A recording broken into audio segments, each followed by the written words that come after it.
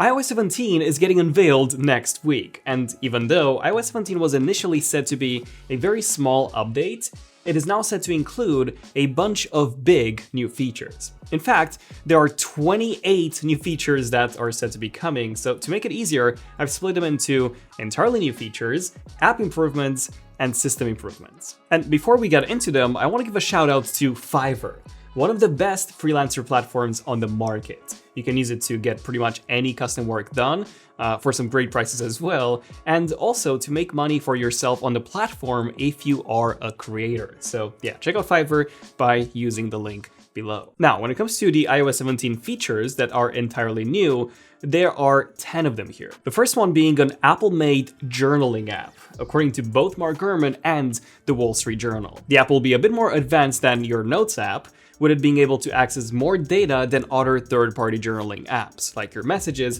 phone calls, and then make suggestions based on how you use your phone. Apparently, the app will automatically suggest things to write about. For example, if it detects that you've been working out, it could suggest you to write a journal entry on how you think that workout went. And apparently, it would also offer something called all-day people discovery to detect a user's physical proximity to other people. I'm not fully sure how this feature would actually work, as in, would it simply tell you where and how to meet people in your area that have similar interests or struggles as you, based on your journal entries? I don't know, we'll have to wait and see. Then the second big new feature is said to be the ability for your iPhone to turn into a smart home display, where not in use, and placed in an horizontal orientation on a MagSafe charging stand. According to Mark Gurman, it would be able to show you the weather, your calendar appointments, notifications, your smart home controls, and much more. So likely very similar to what a Pixel phone shows you when placed on the official Pixel charger. I'm definitely looking forward to this. And number 3, we have Assistive Access, a feature that Apple has already previewed and that is coming later this year. This is a feature that simplifies the default apps, making the fonts and the icons bigger and just easier to use for elderly people or people with certain cognitive disabilities. Another new feature that they've teased is live speech, allowing users to type what they want to say and then have those words said during a FaceTime call or during in-person conversations. Then we have Siri Speech Speed that allows you to customize its speed from 0.8x all the way to 2x. Then Magnifier Point and Speak is another great new accessibility feature that allows you to point to certain bits of text in real life, and your iPhone will show you that text in a larger font.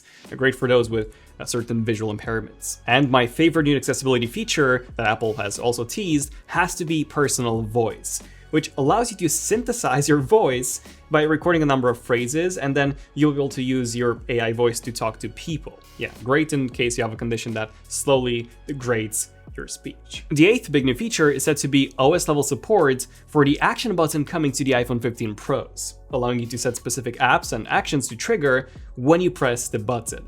Very similar to how it works on the Apple Watch Ultra. Built-in support for the Reality Pro headset is also going to be one of the key new features, with a ton of new ARKit APIs and frameworks being introduced. And the last big new feature is said to be sideloading in the EU. So there's a new EU law that would come into effect in 2024 that would force Apple to allow third-party app stores. And apparently the ability to install apps from third-party stores will be included in iOS 17, at least in the EU. Yeah, I'm pretty excited for this one myself, as we'll be able to install apps like Fortnite, Xbox xCloud, GeForce Now, and much more, all of which had to be streamed via a web browser before, which seriously affected their functionality. And of course that as a developer, you can release apps without having to pay Apple's 15% to 30% tax. So these were the 10 features that would be entirely new, but we also have some app improvements as well as some system improvements. So when it comes to the app improvements, we are expecting 3 updates here. The first being the Health app, which is set to be getting the ability to track your mood, data taken from that new journaling app.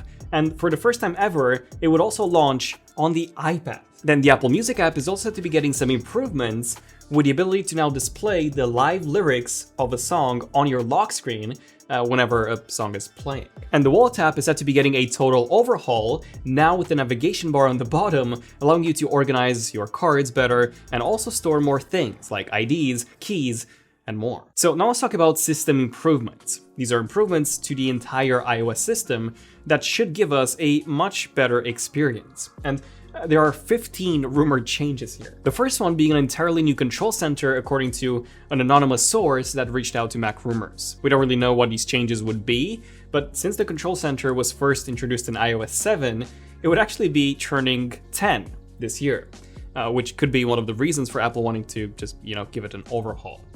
Personally, I would love to see Apple remove the hole to expand certain folders here, as a lot of users don't know about this, and a good amount of functionality is actually hidden behind this whole gesture. The second system improvement is said to be a smarter dynamic island, one that simply does more. This was quite expected, given that Apple will be adding the dynamic island to the non-Pro models of the iPhone this year. Plus, the dynamic island is pretty limited, and in a lot of cases, it doesn't even work. For example, if you set a timer, you'll be able to see it in the dynamic island, but if you start a stopwatch, it won't show you anything. Then active widgets was also something that's been rumored. The idea of widgets where you can scroll and tap and just, do things with them, rather than the widgets that we have now, which are simply read-only. And once you tap on one, it just takes you to the app. Then custom app library folders have also been rumored, which is really one of my top requested features.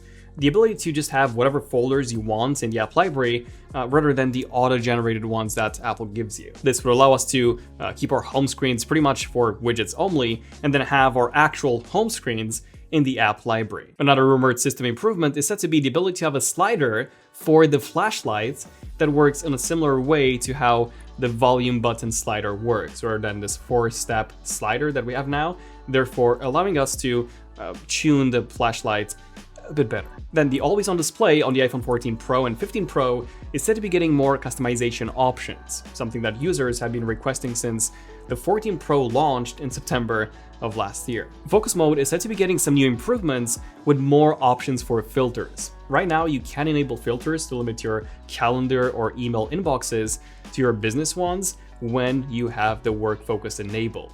But I'm assuming that now we'll simply get more first-party options and maybe even an API that developers could use for this. And even though we got a big lock screen update last year, we are said to be getting some more changes this year, allowing us to change the font size, as well as share our lock screen designs with our friends and family, kind of like how you can already share your Apple Watch watch faces with anyone you want. Plus, we are also apparently getting a full screen view of maps whenever we're using it straight on the lock screen. SharePlay is also said to be getting better by allowing us to stream to hotel TVs when we are in a FaceTime call with someone, and just making it easier for us to watch content remotely without the need to carry, an Apple TV with us. Then Apple is also said to be improving their Spotlight search with the ability to give you faster and more specific results, and therefore less directing you to external websites like they usually do now. Then Find My is also said to be getting some improvements according to Mark Gurman, although it isn't quite clear what those improvements would actually be. Speaking of Find My, the AirTags are also getting an update. More specifically, that unknown AirTag is traveling with you alert is now said to be expanding to third-party trackers too. CarPlay is also said to be getting that big update that they teased last year, as the first cars to support the next-gen CarPlay are set to be launching in late 2023. So support for this is set to be built into iOS 17. Notifications are also set to be getting improved with more options to filter them in the Settings app, and we're also expecting to see Apple's iMessage contact key verification launch, a feature that they teased back in December and that they still haven't launched. This will allow journalists and people who tend to get messages from unknown sources like government officials, activists, and more to verify that they are indeed speaking to whom they expect to be speaking to in order to protect their safety. This is everything new to expect from iOS 17 so far. Of course, stay tuned to the channel as we'll be going hands-on with iOS 17 next week alongside everything else announced at WWDC. Full video on everything to expect right here. I'm Daniel, this is ZONEofTECH, and I'll see you guys in the next one. ZONEofTECH signing out. Cheers.